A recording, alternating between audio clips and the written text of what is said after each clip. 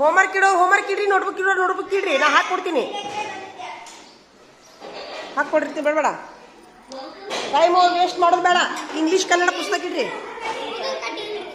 ತರಿಸ್ಲ್ಯಾ? ಹೊಡಿಯಪ್ಪ, ಹೊಡಿ.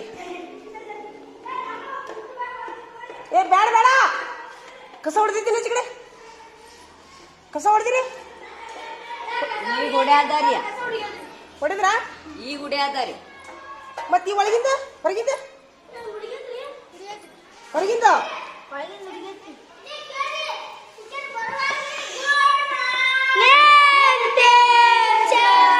ಎದಕ್ ನೀರು ಹೊಡಿದ್ಯೋ?